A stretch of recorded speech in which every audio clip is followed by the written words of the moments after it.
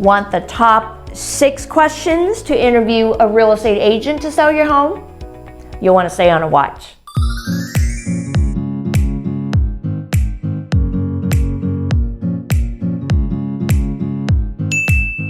If you find the content valuable, you want to hit subscribe and the bell notification so you don't miss future videos. There are so many great questions that I could not compress them all into one video, okay? So part 1 today, we're gonna talk about the 6 top questions to ask about the agent.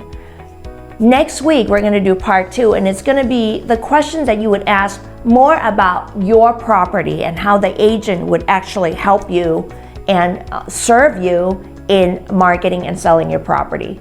Question number 1, do you work full-time as a real estate agent? Why is that important? So the market is really challenging right now. I mean, there's a whole lot of dances that an experienced full-time real estate agent has to go through to represent the seller well, to get the best price that's available in the marketplace. There's some strategies. You got to whip out your Swiss Army knife to kind of make things come together. So if the real estate agent is not working full-time and chances are they have a full-time job somewhere else and they're doing this part-time, what would be the availability and the continuation of experience, knowledge would they be able to contribute to you? So you would want to know if they're doing this full-time. Question number 2, how long have you been a real estate agent? Have you heard that saying, experience matters?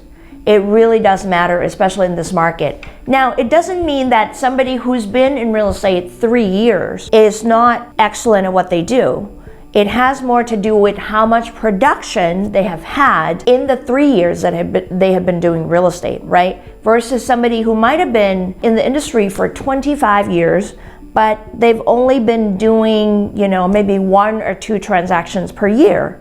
Not that that is bad, but there's so much going on in the industry that this is an ever-changing industry in real estate, and you want to make sure that they are on the pulse of what's happening. Every year is different. For example, the pandemic that started in 2020, that was a different way of doing real estate altogether because we couldn't be in people's homes. So, real estate agents had to pivot and had to figure out how to become a virtual real estate agent. In 2021, we were still in the pandemic, right? But we were starting to come out a little bit and, the rules eased up a little bit. In 2022, which was last year, the pandemic had officially ended and the market went nuts because there weren't enough homes on the market, and there's 10, 15, 20, 30 buyers for each house.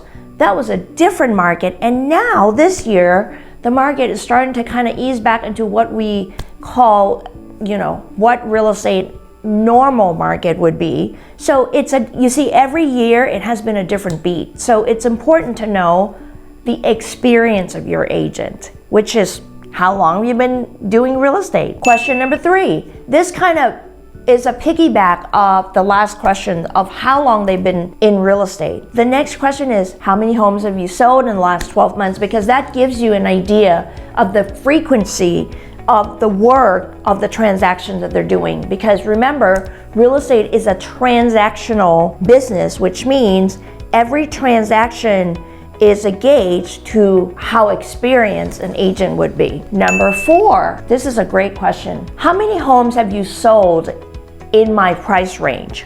So if your home is in a, let's say, $700,000 price range, has the agent worked in this price range? Or have they been specializing more in the, let's say, $500,000 price range? Not that it's that big of a difference, but you want to know that. Or if you are selling, if your homes is above $1 million, has this agent worked in $1 million and above price range? You see, it kind of plays into how it would maximize, the agent would be able to maximize the benefit to be your agent representing you, the seller. Question number 5, how many clients are you currently working with?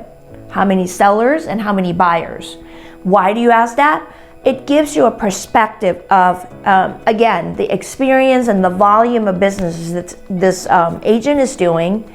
And also, If it sounds like a big number, so let's say they say, they're dealing with 10 clients at the same time right now. The follow-up question that I would ask is, do you have a team to support you, or are you a solo agent? Who are on your team, right? What different roles do they play? And so on and so forth. So I would ask those questions. Question number 6, last but not least, what sets you apart from other agents? You see, in sales industry or marketing industry, there's a term called USP, unique selling proposition. What you're asking for is what sets this agent apart from everybody else? Why, for you as a seller, should you pick this particular real estate agent? What are they doing differently that not most people are doing, or not most real estate agents are doing? And that is going to tell a story for you. It's going to tell you a lot about who that agent is, what their core values are, what they stand for, and maybe a little bit about their strategies, their unique strategies in how they would represent you. So there you have it. I hope that part 1 has been helpful to you. I can't wait to continue on how the next list of questions in part 2 is going to be about the property itself and how they would work on your property and the questions that you would be asking pertaining to your property. Until then, see you next week.